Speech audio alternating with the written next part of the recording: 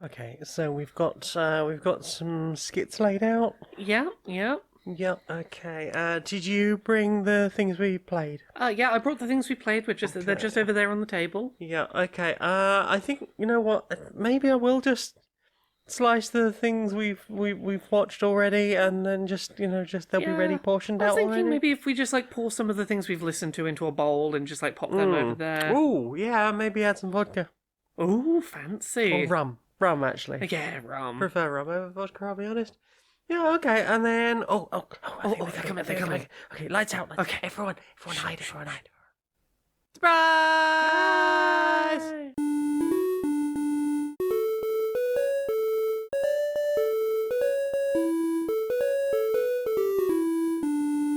Greetings, strangers, queer and pleasant. I am not Laura Kate Magnadale. And I'm not Jane Aerith Magnet Dale, and welcome to another episode of Queer and Pleasant Strangers. That's us. It's a little show we do. So it's an excuse for us to have us do some silly voices and some jokes and talk about the things we've consumed media-wise in the weeks. It's a thing we sit down and do once a week together. It's a nice thing. Tasty media. Yeah. How are you doing? How are we doing? Oh gosh, how am I doing? I'm all right. Recovered, I think. Yeah. Recovered from the weekend. Yeah, I mean, I tried to recover from the weekend and then I gave myself a silly early morning that we'll talk about later. Yes. I've been inducing silly That waking was hours today, on wasn't myself. it? That was today. I have to be up until 2, 3 in the morning. Woo! It's gonna be Goodness. fun. Okay, well, should we start with some things we played? We just then? have some things we've played. What have you? Well. Oh. Okay, should I start with things I've played this week Yeah, then? go on. Tell us something you played. I played through a demo for a game that was part of Steam Next Fest, and you've seen some footage of this game because you edited a video about it. That'll be up on Friday. Stories of Blossom. Yeah. Stories of Blossom is a child-friendly point-and-click adventure game that About stories. It's about stories. The demo sets you as a young girl who's nervous about going back to school. What if no one likes me? And Granddad's like, hey, let's tell some stories and try and reassure you that everything will be okay and you don't have to worry as much as you think you need to. Gorgeous little watercolour art style to it. But the thing that really caught my attention is all the interesting accessibility stuff that game's got going on. Yeah. Go watch the full episode of accessibility. There's clips to demonstrate a bunch of stuff, but the short version is it is designed to be fairly simple in terms of challenge complexity, with language that is minimized to not be a barrier to entry. It has some really interesting options, particularly for sightless blind players. You can cycle through all the interactables with left and right on the keyboard and clicking to confirm. With text-to-speech descriptions of what you're hovering over. There is full audio descriptions, so that every cutscene pauses between lines of dialogue to describe what is on screen. Every gameplay moment, every time you enter a new environment, that environment is described to you. Every time you interact with a new character, the scene is described to you. Really, really nice, ambitious stuff, alongside just small little things like the option to have words in subtitles that are hints about how to solve puzzles can be made big and bold, or you can alter the sound mix, and it's doing a lot right, and it's very quickly become my go-to example, I think, for any time I talk about a point-and-click adventure game or a telltale, narrative choice-based adventure game. I'm gonna point to this and go, this is how you do it. This is how you make it. This is how you make it accessible, or a template of how you can make it a lot more accessible for blind and particularly sightless blind players. There's some really good stuff going on here. Yeah. So yeah, that demo is still up, even though Steam Next Fest has ended. The demo is still there, so go check out Stories of Blossom. It has a demo, and it seems really cute, and it's on my radar as a thing for There's a spring. turnip. Yeah, there's a little turnip that was being planted in a pot that was too small, and it wanted a bigger plant pot, and some sunshine, and some water, and it was adorable. Yeah. And then you took some leaves off it to make some soup. And then the soup was the wrong colour, but it's okay, because it's still tasty soup.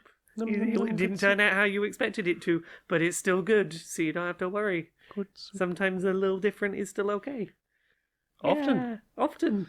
Regularly. Yeah. Hello, it's me. I'm a little different. But yeah, it's adorable, and I'm really excited to see if it can stick the landing, because it's doing a lot that like much bigger budget projects aren't doing, and that's really exciting. Yeah. What about you? What have you played? Oh gosh. Well, we played some boarded games. We did. We had a friend over for their birthday, and did. We played Legendary Encounters Alien. Yes. The deck building game from Upper Deck. We've played this before. I'm pretty sure we've talked about it before. Oh, several times. Yeah, it is a cooperative deck builder. Largely, you are just getting cards that either have buying power to get more cards or attack power to attack monsters and scan rooms to see what monsters are in them. Sometimes there'll be synergy where if you use certain cards together of certain types, you get bonuses. Mm-hmm. That game is really well balanced to be a stressful but just about completable experience. Yes, so we've got the first expansion for it, not the Yes. one for Prometheus, just the good one.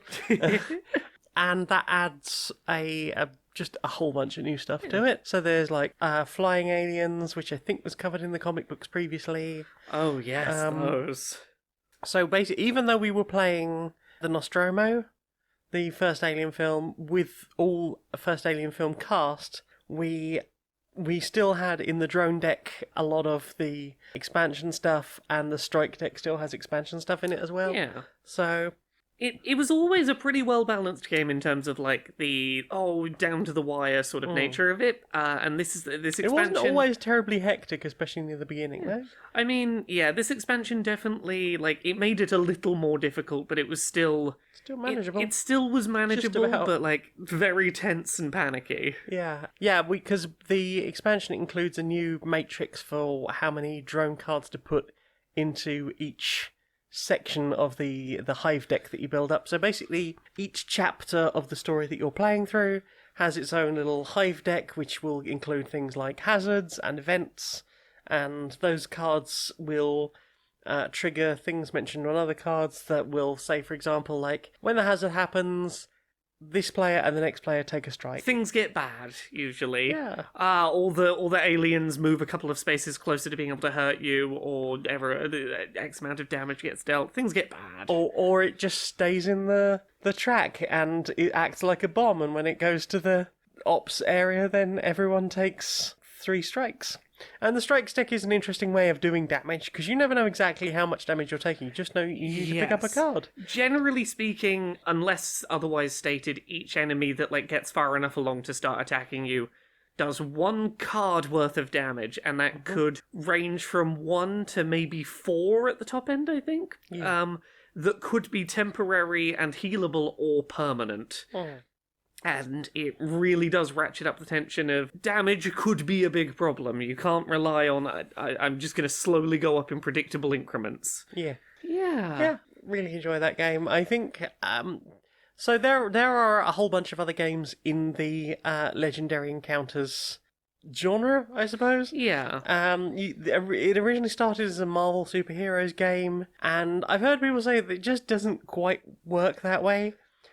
They've also made Alien, which we've got. There is a Predator one that I think is out of print now, but I'm told that combines quite nicely with the Alien stuff. Yeah.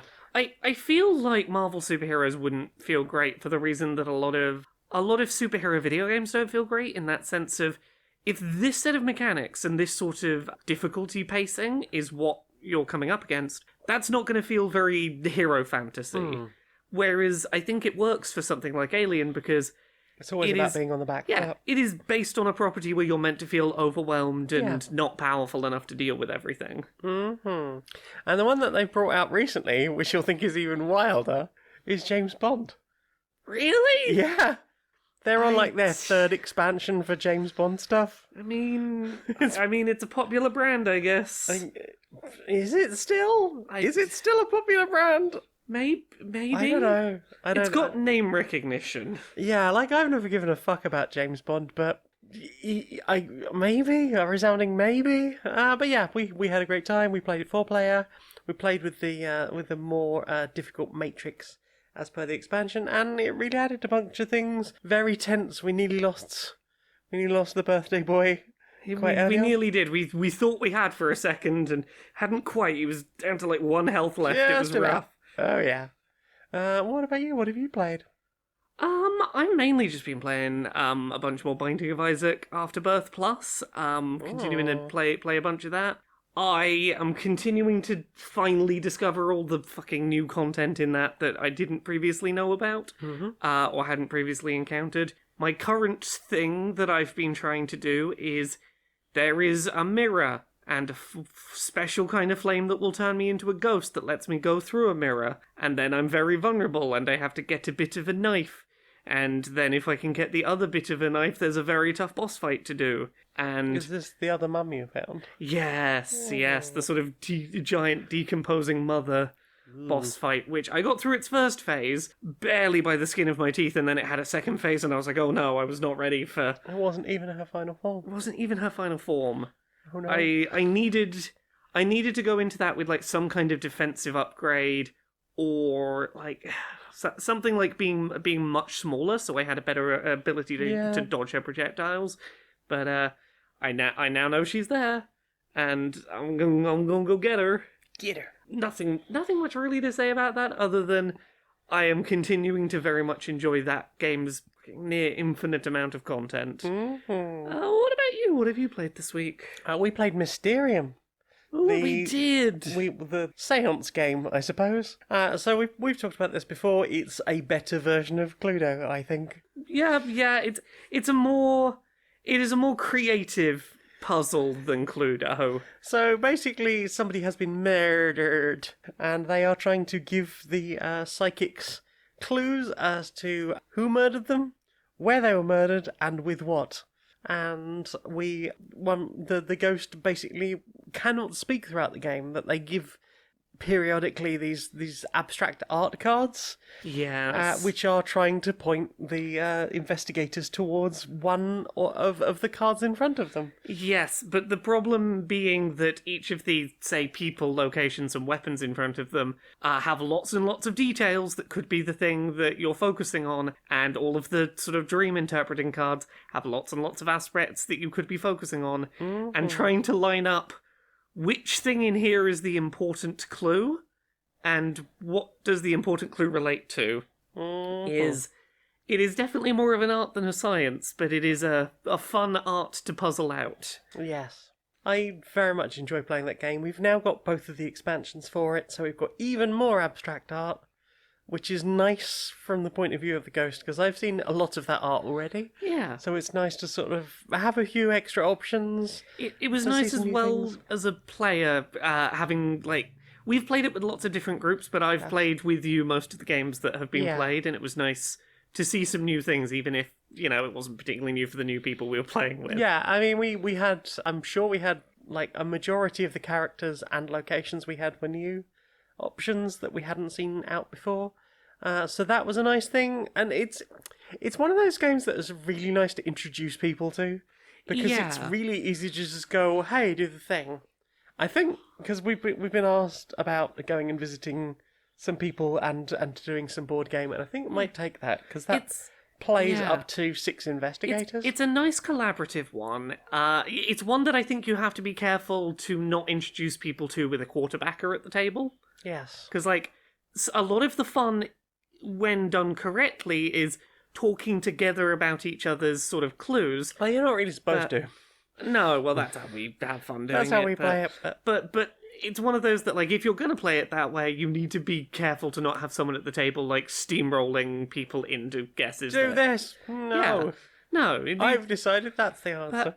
It's one that I very much enjoy as just a collaborative experience in what can I see and what might be important. It's also quite fun that we can sort of partially teach it each at the beginning. Yes. And then I'll shut up and you'll sort of be doing front of house stuff while I'm doing all the background management behind it. We make a good double team, I think, teaching this game. Yeah. And it is, as I say, nice that we can play that with up to 7 people. Because we don't have many games that play that high. Yeah. And I think the only other one we've got is Scythe.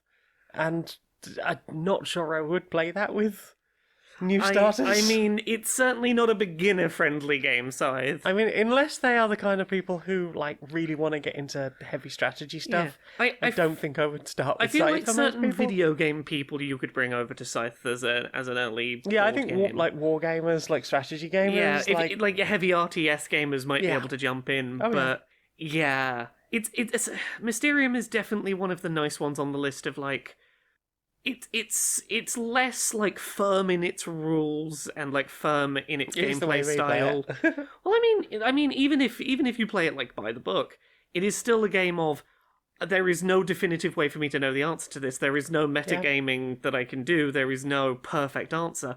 I just have to trust my gut and go with it, which And the ghost is- has to hope they got the best possible cards. which is not a thing that can be said for a lot of games. Yes. So yeah, always fun to play that. So what else have you played? I've not been playing a whole lot else No. this week, or at least in terms of stuff I can really talk about because Ah, the joys hush, of work. Hush, hush. Yeah, that's about it really. That's about it for stuff I've played. Well then. Oh, time for this. Oh, yeah, you been up to much? Oh, you know, same old yourself. Oh, got a lot of free time to myself at the moment. Yeah. Yeah, Mrs. is...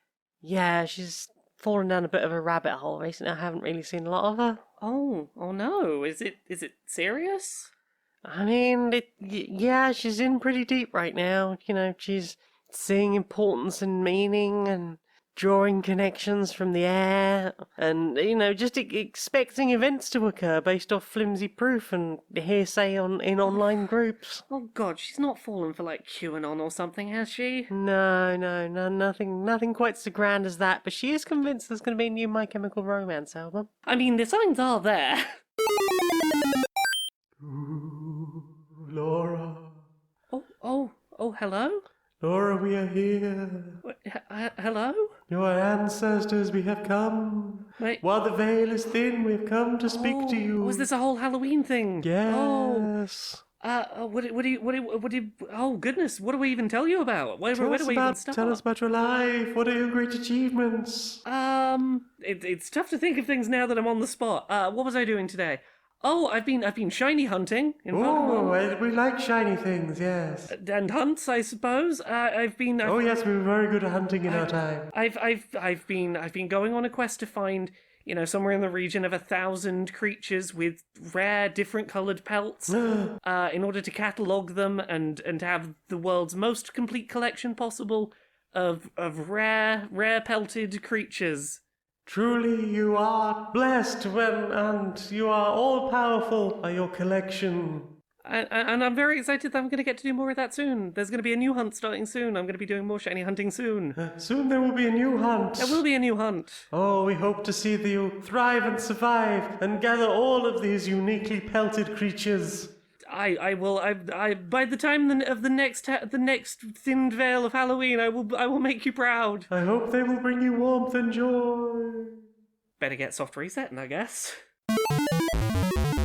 So, what have you put in your eyes? What have I put in my eyes? Let me pull up a list. Yeah. Well, we watched a bunch of TV shows together. We've did. been catching up on Yeah, we've had a few finales this week. Yes, we saw the finale for She-Hulk. We did. I really enjoyed that. I really enjoyed that too. No spoilers, but yeah, that went some places. It sure did.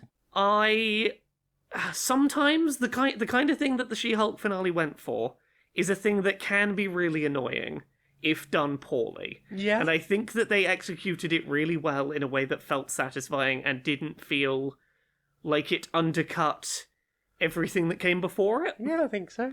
I very much enjoyed it, and I'm also enjoying watching all of the whiny man children online get upset about it. Oh, I haven't seen any of that. Oh, there's been some of that floating around. I did accidentally, thanks YouTube, send me down a path of, hey, watch this video about Rings of Power. I was like, hang on, this isn't my usual analysis of Tolkien.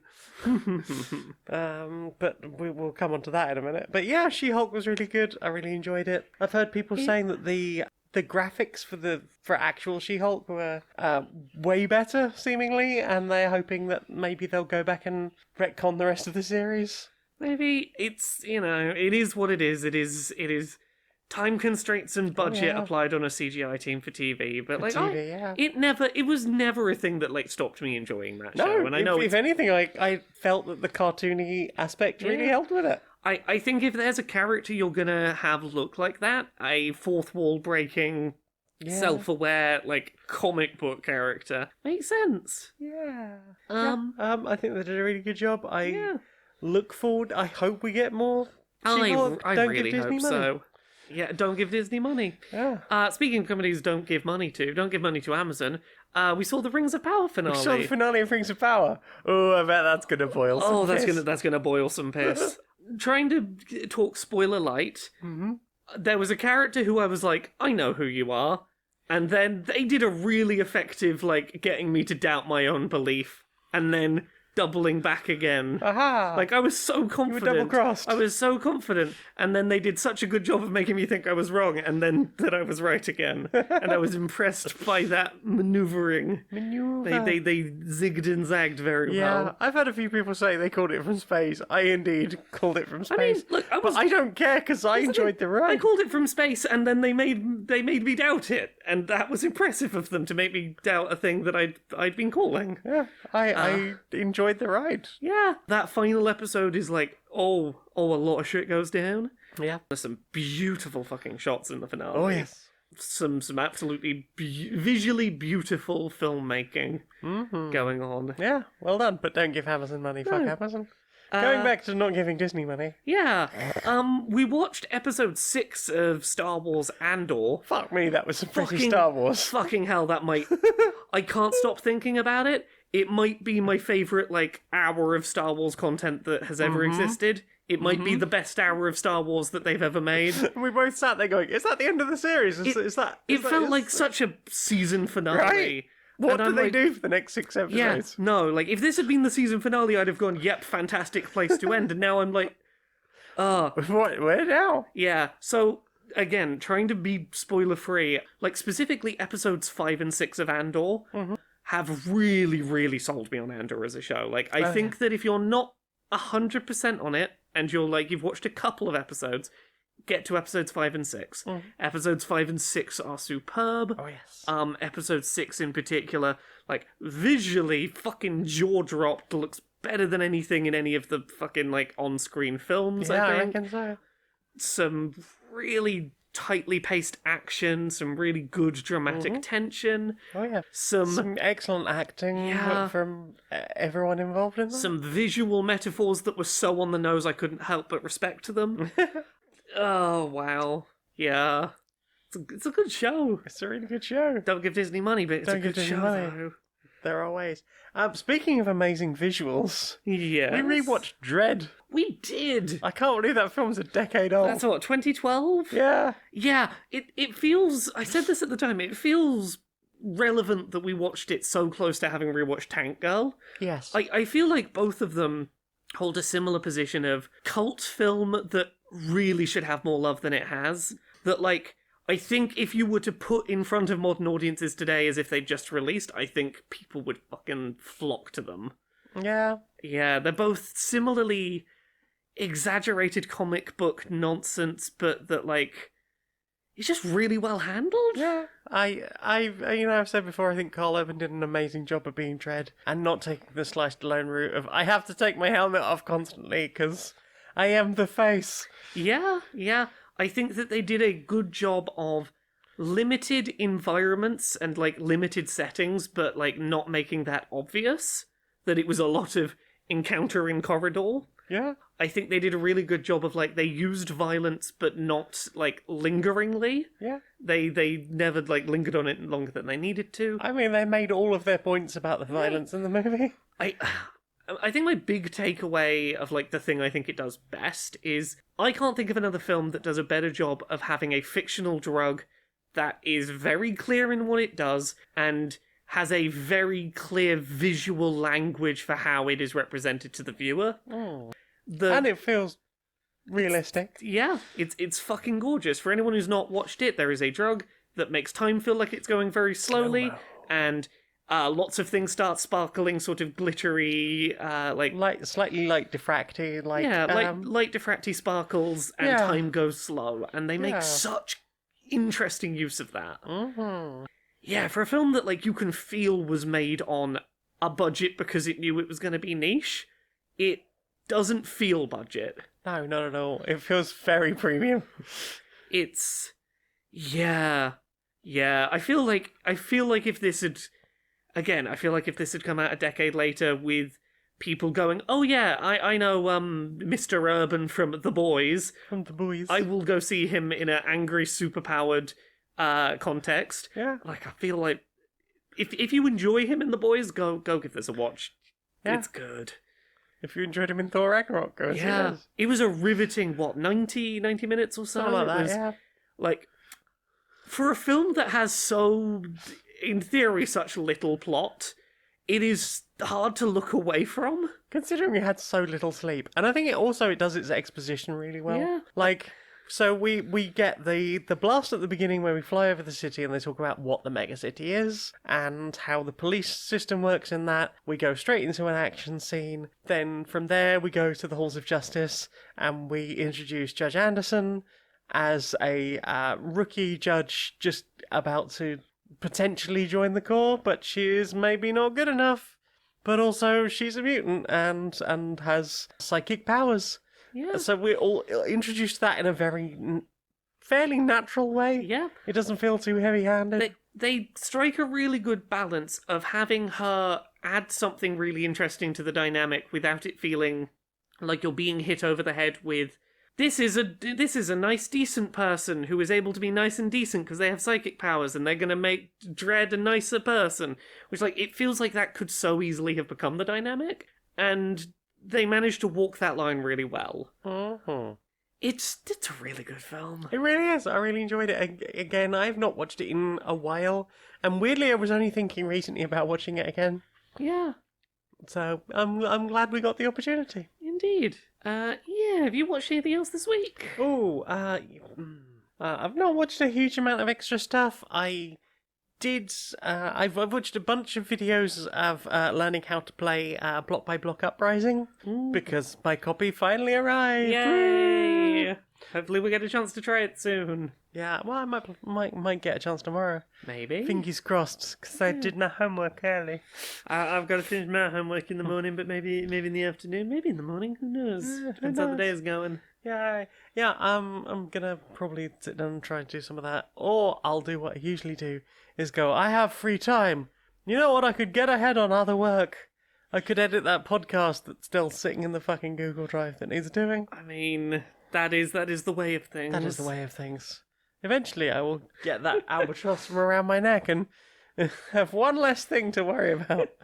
But yeah, I'm excited to get to play that. I've watched a bunch of Let's Plays for that, or tutorials and stuff. Yeah. So yeah, I'm very excited to overthrow, to have a little civil uprising against the police and take over the city for the workers and the students and the other factions in that game that I don't know yet. Yeah. Woo!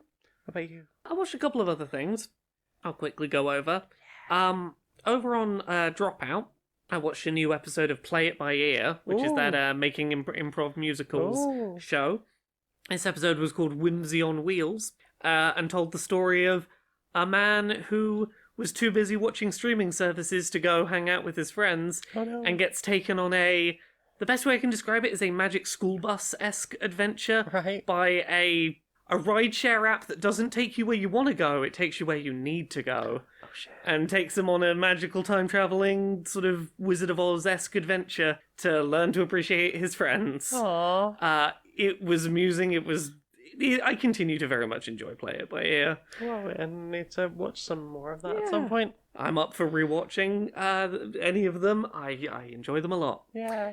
The other thing I watched was, I've got one thing, but I'm going to put it in listened. I technically did both, I guess. But I watched a YouTube video on the James Hoffman YouTube channel called Reviewing My AliExpress Coffee Equipment Haul. Uh-huh. Bought a bunch of coffee equipment of varying price ranges off of Chinese wholesale website.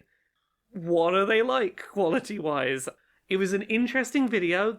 I will avoid saying too much, other than he does discover a $1,500 full color printer for printing pictures on the top of your coffee. Okay. So like you've seen like latte art on foamed Yes, I milk. have seen latte What if you art. could have a full color picture? Like he took a selfie and printed a full color selfie of himself on the top of his coffee. Okay. Well, at least it did what it was proposed to do. It did. It did. One of the colors wasn't coming out quite right, so like the shade was a little bit off, but it It is printing on coffee. yeah. So- No, it did the trick. It sure did print on steamed milk. Okay. Yeah, that should give you a sense of like the wild journey this video goes on. It's an I interesting think you little need to watch. send me that link. I will send you that link. You watched anything else this week? Not really. It's not been a watch heavy week. Well then, time for this. Laura, we've got a new sponsor. Who's our new sponsor? Well, do you sometimes go dancing Yeah, for I do, like 6 to 8 hours at a time? Sometimes I do. Yeah, Maybe yeah. only briefly pausing for a cup of tea? Do you occasionally find that you're having a nice chat with someone on the dance floor while dancing, and then just something goes ping in your hip and you need to emergency go sit down? Oh god, yeah. Yeah. The body just gives up on me. Yeah. Do you find that sometimes, like, you've been dancing for too long and now your knees are just sad? Oh god, yeah. Do you have just the bones that go, ow? Yes. Well, this week's sponsor is Mechanized Rave Knees. Oh, tell me more. If your joints ache and your bones yell at you, just as I said, and your body feels sad after a night out dancing, these knee-based exosuit attachments will keep you dancing long into the next day, Ooh. minimizing your pain That sounds wonderful. and allowing you to still do those funky dance steps, even though you're not as young and supple as you used to be. Yeah, that would be genuinely useful. Rare for a skit on this show. Rare for a skit on the show, Yeah. isn't it? Sorry, a genuine sponsor on this show. Yes, genuine sponsor, not a skit. We don't do those. No, genuine sponsors.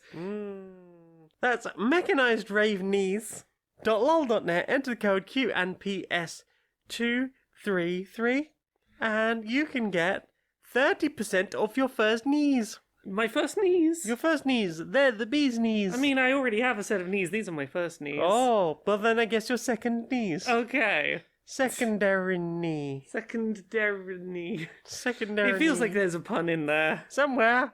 I'll keep torturing it out and see what happens. Inside the boardroom of Supremacy Software. Hi. Hi. So, we gotta cut costs. Ah, I love cutting costs. Right, like it's not that we know that we're running out of money. We're certainly not doing that. But Good, we, good. we could have more money if we I love spent more less money. right? Yeah, right. So I've been trying to come up with ways we can cut costs. Yeah. And I think that a good way we could do that is Right. voice actors. Oh, okay, Voice yeah. acting in games. Yeah, So, you know, like- people who are doing voices that aren't their own, Yeah, for money. exactly. So I got Yeah. I got some ideas, and they escalate a little as we go on. Right, But, right, We'll right. see what you think. Okay, So, yeah, hit me. We take the big name actors that sort of made the roles, and maybe Right. we replace them with a cheaper actor. Right, yeah. That's a nice easy start. Right, okay, so Yeah. Troy Baker, No name who's never done anything before we can fleece. Steve from Accounts. Steve, well, that was going to be my next one, is I was going to suggest we get an intern to do it. We get someone Right. who's already on the payroll, no experience with voice acting, just get them to do it. Right. Gary the intern, it's you. You're Yeah. the new Troy Baker. Yeah. Next idea, Right. let me know what you think of this. Sure. What if we get fans to do it? Oh, we could have one of those competitions where like you could be the next voice Yeah. of Greg from the intern. Exactly, because here's the thing, if we get someone who works for us to do it, sure, that's how that's cheaper than paying someone outside. Yeah, but they might start asking for pay rises and stuff. exactly. And that's Whereas a fan, you can just go like, yeah, no, you're if anything, you should be paying us, right? our work here is done. Yeah, you Yeah. can master and correct all the sound stuff on your own home setup recording. Yeah. And look, if that all fails, I've got one, if we get flack for that and people tell us to stop, I've got one backup idea. Right. What if we use one of those text-to-speech programs? Right, yeah. We just get the computer to read the lines out. Yeah, I think I still have one of those on like an old cover disc from the 90s somewhere. Exactly. If we feed the lines into that, no one will know the wiser if we pitch shift it a little bit, probably. It's Call of Duty. Exactly. Shoot the things. Bang, bang. You see my point. Right over there and do a murder. I am a fucking genius. You are a fucking genius. I know. So, what have you put in your ears? Well, there's one main thing I put in my ears and also my face. I was up very early this morning. I was up at like 5 a.m. today. Indeed. Because, hey, remember like back in May, I just waffled on and on and on about going to see the first My Chemical Romance shows of their reunion tour. Saw them several times in a row here in the UK. Well, last night was kind of the end of their world tour. They've got a couple of festivals coming up and a few Australian tour dates that got postponed to next, like, late spring. But in terms of, constant week in, week out shows, they finished their run, and I was like, you know what, it's the last one. I could probably find some bootleg live streams on Instagram, and that I did. And I watched the final performance they did at the Forum in LA. My god, it was quite the fucking set list. So, opened with Foundations of Decay, that's what they've been doing the whole tour, that was not unexpected. Second track of the night, a song they only played once ever back in 2003, exists only as a terrible shitty potato quality recording. Sister to Sleep. This song has had a bit of a mythical status in like the MCR fandom because it was played the once and people have begged for years to have either a recording of it or for it to be played live again. And the band, specifically Frank, has like said for years, we cannot play that song again or record it for you. We lost all the original recordings of the song, and we don't have the lyrics anywhere, and we don't remember how to play it. So it was just assumed to be a never track, and they played it in its entirety. It was fantastic. We now have a decent quality recording of it. That's great. Beyond that, it was like, there were a few like really unexpected hits in there. Like, they did I'm Not Okay, Sing, Our Lady of Sorrows, Skylines and Turnstiles. They did Heaven Help Us, which they fucking never do. The Ghost of You, Planetary Go, Teenagers, I Don't Love You, Helena, Na Na Na, Mama, Cancer, Black Parade, Famous Last Words, The Kids from Yesterday. Then went for an encore and did Fake Your Death, which has never been played live because it was released posthumously, I guess would be the term. It was released after the breakup, and is the only piece of music we know came from the scrapped Paper Kingdoms album. Definitely a fucking, like, nice way to end this series of tour and to sort of imply, hey, we're not dead, we're still back, And then into Vampires Will Never Hurt You, because fuck it, why not end on a banger? Yeah, I felt a little bit silly getting up at 5 a.m. to watch this. In that, there's a little bit of me that's like, is this a silly idea? And then I got to watch Sister to Sleep and Fake Your Death get played and was like, nah, this was totally worth getting up at silly a.m. for. So yeah, that happened. What about you? What have you listened to this week? Not a huge amount, I'll be honest. I mean, we went out dancing. We listened to 6 hours of live music. Well, 6 hours of DJs. Yeah, we did. It was good. And we had a lovely time. We danced around a lot. The only track I can name off the top of my head was Morikanti's Yeke Yeke, the Hard Floor remix, which I think we've talked about on here before. It's very lively and very upbeat and always gets that particular crowd. Oh, it got me up and moving. Going wild. It got me doing a wiggle. Also been listening to a lot of Welcome to Night Vale still. Yeah. Still chugging through. I had forgotten that Against Me's Transgender Dysphoria Blues had been in the news at one point. Yeah, I can't remember how far in it is, but of like 90 episodes. Yeah, it's like, hang on, I know this intro. Yeah, it feels like a much bigger song than you would expect, but like also hell yeah. Hell yeah. I mean, I don't know how big they were at the time. I've never quite understood. I mean, this is the problem of not being like heavily into music press stuff. Yeah. Like, I listen to music, I don't follow, like, I read Metal Hammer maybe twice in my life. Oh. I read Kerrang maybe 3 or 4 times. I used to be a religious reader back in the day. But, like, I usually got them when they had a CD on the front. Yeah. And I was like, cool, I will listen to some I mean, I at least got them music. in part when there were posters I wanted. That's fair as well. Yeah, like, so it was nice to just be like, hey, it's the thing. Yeah. But yeah, I did not know that they had done that. Or Yeah. I hadn't registered. Maybe at the time I was listening, I wasn't even into Yeah. Against Me. It's one of those things that, like, I remember it at the time because I remember going, this is a sign that this is probably a show I can trust listening to. Right. They probably have some alright trans views. One would hope so. I believe they do. Yeah, it's been nice to listen to that. Apart from that, I've been I guess I've been a bit self-music listening to. Yeah. I've listened to a bunch of my own stuff. I've had a great desire to listen to more of my own music. So, listened to Riding North with headphones on for the first time in a really long time. Ooh. I'd forgotten how much I really like that track. Blue on a Motorcycle. Yeah. Yeah, that's you. Dumb Diddy, obviously. The thing is, that's the music I used for, like, setting up stream. So that's like 3 minutes that it plays while I'm madly rushing around trying to set up for streaming on a Thursday night. So it's nice to just be able to go, hey, it's the thing that I do. Here is Dumb Diddy. It's weird how much I like that track. It's a good track. And I never get to properly listen to it. I always do the little claps in the breakdown. Yeah.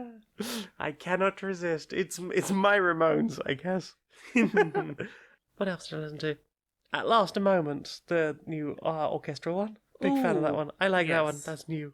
Yeah. That's all my listenings to this week. I mean, for me, it's just today has just been Sister to Sleep live recordings on loop. It's been fucking great. Well, then, I think that's everything. Then Well then. time for this. So, following on from our research with regards to the petri dish full of brain cells that we taught to play the game Pong. Yes, it was doing quite well at playing Pong. Definitely better than Random Chance. Yes, better than random chance, and it also beat everyone here in the lab.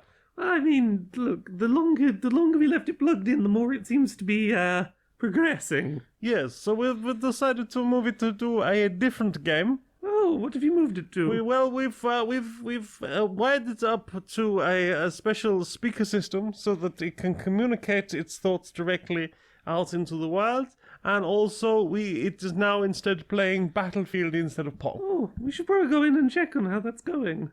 Oh, no. It appears to be telling the 12-year-olds online things that it has done to their mothers. Oh no. Did we? Surely we didn't program it to do that. No, it didn't program. It seems to have just picked that up organically from playing Battlefield Online. Oh no. Oh, no, you bad brain cells, bad. I'm spraying you with alcohol. No, you cannot do that. Oh no, now it's drunk and talking online. Oh no. Oh, it's saying some very bad words. I think we unplug the speaker now and we leave it here. You think about what you've done. No. We're taking your controller away as well. Now it's humming MCR and telling us that we are not its real parents. Are you looking for that special someone? I mean, yeah, it would be lovely to be that special someone. Someone with those shining eyes? Oh, yeah. Someone with the right shape of ears? I mean, I've never really considered their ear shape, but sure. Someone born under the correct stars? I mean, I've never been much one for astrology. When the planets were aligned? Planets were aligned, Someone destined to lift the great and fabled sword and defeat the darkness. Oh. Someone who meets the prophecy. Are we talking about dating here? Someone who will save the world. A special someone who will save the world. Wait, I mean, I am looking for them, but mainly because I want to stop them. Oh no, it's you. I don't know where they are then. Run away. Question time. It's time for questions. What's the questions? First question is from Alferret, who asks, lemon pasta sauce, yay or nay? What, lemon? Lemon. No, nay. Nay, I love lemon on everything, so yay for me. Another question from Alpha as well. Why does IKEA equal serotonin? Because that's where Blahage is. That's where Blahage is. Also, it's like it's the epitome of like well tidied liminal space. You are simultaneously like somewhere that is not your home, yet wandering through what appears to be a series of unconnected rooms from homes. And there is something weirdly calming to me about that, and I don't know why. Yeah, I am very curious to play that horror game that's set in a closed IKEA. I keep seeing that bumping around on Twitter. I want to play that. That's going to be amazing. Tricky asks, what is the answer to a never-ending Tory guillotine? Yes. Jay-Z Beastie asks, during the Brocial Justice Warriors bit, Yeah. when they hug, Yeah. do we hug? Yes. Yes, we do. We do. Every episode we recorded in the same room, Yeah. because there were a few when you were still living in Bournemouth, Yeah. where we obviously couldn't. And then at the start of the pandemic, we decided to be responsible and have them do air hugs. Yeah, and we didn't do actual hugs. We did air hugs. We did during air that hugs period. at each other. And the episode where they go back to doing proper physical hugs was the first time we did a hug again, like a physical hug again during that segment. Yeah, Yeah. I enjoy that. It's a nice excuse at the end of doing a work thing to just have a nice hug together. Yeah, because, just peeking behind the curtain here, basically the thing we do is we record the episodes, and then we do all the skits separately, and then I chop them up and put them in order. And it's just a nice thing that we wrap up with the last thing we record is Brocial. Is usually the very last thing we record, and right near the end of it we have a hug. We have a hug. Yeah. It's good. And sometimes you'll sneak a kiss in and I'll giggle. Just a little one. Just a little kiss and I'll giggle. Who's to say whether that's canon or not? Who's to say whether they're having a little kiss? Who knows? Who knows? I mean, they probably wouldn't be adverse to it. Yeah, exactly. They're very comfortable in themselves. What's a little kiss between bros? Right. Right. And that is all the questions. Well then, time for this. Do you know what I want to see more of? What do you want to see more of? Brocial Justice Warriors. Brocial Justice Warriors? Yeah. All right, Larry. Right, Larry, how you doing? Yeah, not bad, mate. You been up to much? Oh, I've been having some conversations this week about harm reduction. Oh yeah, what are we talking about? Well, what at the moment? I mean, Well, obviously we've had sex workers, all sorts going on there's recently. a lot of conversations about harm reduction. DWP. Yeah, well, I mean, this time it was about education for kids and sort of harm reduction as opposed to abstinence approaches for things like drug use. Oh right, yeah. Yeah, I was having a conversation with someone about the fact that a big part of I think the reason for the failure of the war on drugs has been that much like any time you try and go for abstinence only with something the government doesn't want, abstinence only doesn't actually stop people doing things. No. All it does is it makes it so that people have got to do things in more dangerous ways with being less informed about how to be safe. And Yeah, I do remember, being a kid and the whole campaign was just say no. yeah, it's like if you do cannabis once, you will become a meth addict, and your life will be ruined. Yeah, there was a lot of talk about gateway drugs and how there is no difference between cannabis and heroin. And like that kind of talk is actively harmful because at that point someone goes and tries cannabis and goes, oh, actually this is fucking nothing. I guess I'll go do heroin. They told me they were the exact same thing, and equally as dangerous or not. Yeah, I mean, obviously, like many things, you're taught a quite simplified version at school. Yeah. But I really do think there does need to be a bit more nuance, because I remember being a kid and being at school, and I remember at least once we had a police officer come in and they had like a board with a bunch of baggies on it with various different drugs. Yeah. And they showed it around and was like, here's how you can identify the sorts of things you need to be watching out for.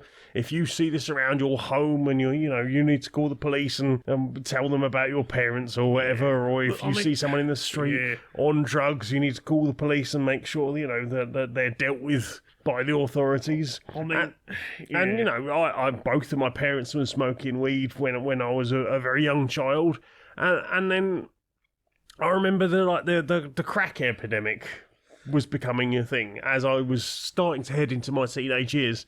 And the news was full of pictures of people having lost teeth. They look very gaunt. So their faces all sunken, and I couldn't help but wonder, like, what is it that they are getting out of it that is so good that they would do that to themselves? Exactly. Like, there must be some positive, because otherwise, why? And by not saying that, you create curiosity, in children, and like very specifically, like I think that. I know why there's a lot of sort of gut instinct opposition to this idea, but I really think there is a need for having frank conversations, even if it's, not with children, but with teenagers maybe, about, this is what drugs do, this is the reasons why people take them, this is the risks, but also talking about things, that I know there would be pushback against, for things like, this is what a safe dosage for someone might be. This is how someone might take it in a safe way. Doing things that go, we're not going to pretend that we actually believe abstinence, is going to stop you all doing drugs. Yeah. If you do choose to do drugs, at the very least, we need to make sure that you know what you're doing and know enough to do so as safely as you can, so that we minimise the risk that you and your mates get a hold of some drugs and do way too much in a field, and all end up killing yourselves. And and another thing, if you're going to be teaching teenagers, then perhaps you want to start thinking about drug interactions. A lot of that stuff is, you can talk about the very basic groups of different types of drugs and, how they can interact poorly, and you can do a huge amount of harm reduction that way. Yeah. Well, I mean, one of the important ones is talking about, common legal medications that people, teens might have been prescribed, and going, if you are on these kind of medications, these kind of drugs, for example, like this kind of medication could be really dangerous for you, like very you might end up with specifically. serotonin sickness, for example. And like, being like actually open about those things, so that like it's not a matter of curiosity. It's like, oh no, you're not telling me that to scare me away. You are telling me that because that is genuine information I need to know. And like. Yeah, I know why there's pushback against it, because the right wing headlines of school teaches children how to do drugs just fucking write themselves. But and they do keep trying to write those stories, and it's deeply concerning. But like, honestly, drugs are not going anywhere. They've not. As long as human beings have been around, we have found ways of becoming intoxicated. Exactly, and like the safest thing you can do is acknowledge that is a thing, and make sure that if someone's going to decide to do that, that they at least know enough to keep themselves safe. Yeah, and again, as they get older, starting to encourage things like home reagent kits, because like. We have found at the festivals that have been allowed to run it, where they've had a lab on site that has been testing drugs, when they've been able to say to someone, hey, we'll take a sample of your drugs, we'll test them, the number of times those drugs have come back as not what they were originally sold as, and that person has just handed the whole baggie in and gone, okay, well, best dispose of that, I don't want to risk it. Exactly. They have more drugs handed in and more people kept safe at those events where those things exist. Yeah, because you give people the tools to make safe choices, and if you give people that information, they want to make safe choices. Yeah, and if they don't have that, there's every chance they'll take that and potentially do themselves a lot of damage. Exactly. There is so much harm that comes out of, I'm not allowed to, seek out whether this is safe or not, so I'll just go for it, and harm being done that way. Yeah, I mean, we have a number of festivals that are told that they can't run programs like that because it encourages drug use, and that's provably not the case. Exactly. In many cases, it encourages people who have drugs to not do them. Yeah, exactly. Hug, mate. Yeah.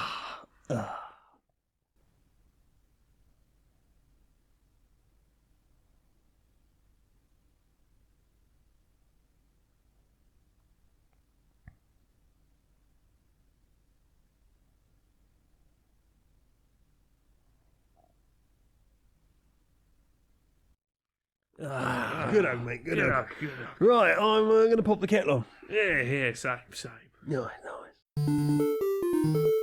So Laura, Yes. you do things on the internet and you write things I and do stuff. things on the internet. Tell us about some of the things that you do and where we can find them. You can find me at Laura K Buzz pretty much everywhere on the internet. That's Twitter, Twitch, YouTube, Patreon. That's the one that pays the bills. TikTok. Go search all the things. You'll find all the things I do. Every Friday I upload episodes of Accessibility. Just go search Laura K Buzz. You'll find all the stuff.